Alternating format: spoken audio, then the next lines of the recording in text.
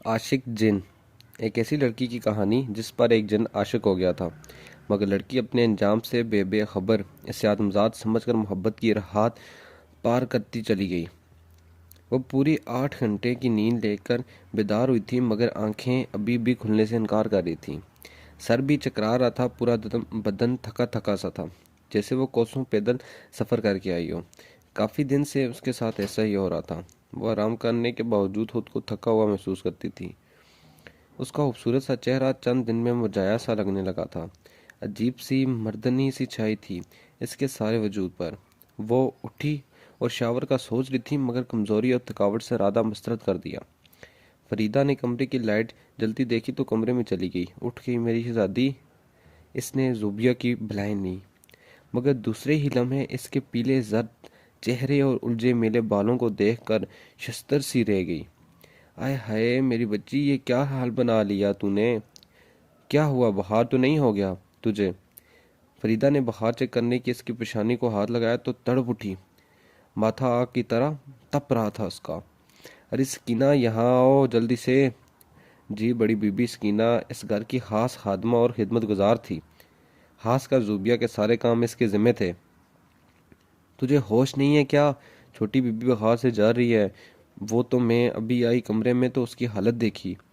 माफ़ी चाहती हूँ बीबी, क्या करूँ? छोटी बीबी रोज़ मुझे कमरे से निकाल देती है, इसलिए पता नहीं चला। जाओ जाकर ड्राइवर से बोलो जल्दी गाड़ी निकाले, छोटी बीबी को डॉक्टर के पास लेके जाना है। और तुम्हारी खबर तो मैं बाद में लेती हूँ, वह सकीना को गुस्से से घूरती हुई बोली। जुबिया 2 भाइयों की अकलौती और बहुत सी लाडली बहन थी। वो खानदानी वडेरे थे, हर तरफ इनकी दाग थी। दौलत नस्लों से घर की बांधी थी। पेंड इनके गुलाम थे। वो रवायती वडेरे थे। जुबिया बहुत ही खुश शक्ल बच्ची थी, गोरी चिट्टी नीली आंखों सुनहरे बालों वाली। एक बार पिंक फ्रॉक पहने और वो सहन में अपनी गुड़िया से खेल रही थी तो दादी ने उसे प्यार से आवाज़ दी, और गुलाबो इधर तो आ ज़रा। बस फिर उसका नाम ही गुलाबो पड़ गया।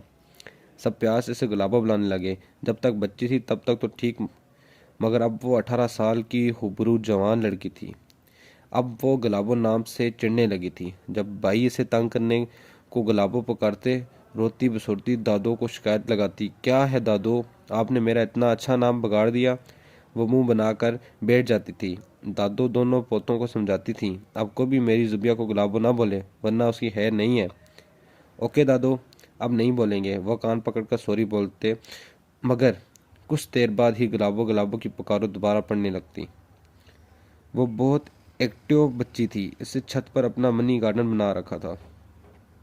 घर में बहुत बड़ा लॉन मौजूद था, मगर इसे अपने हाथों से कुछ प्लांट लगाए थे। फिर इसका शौक बढ़ता ही गया और छत पर पौधों और फ्लावर्स की तादाद में भी इसके गुलाब, मोतिया, रात की रानी और बहुत सारे अनवा किस्म फूलों की पौधे लगा रखे थे। मगर उसे गुलाब और मोतिया से इश्क था।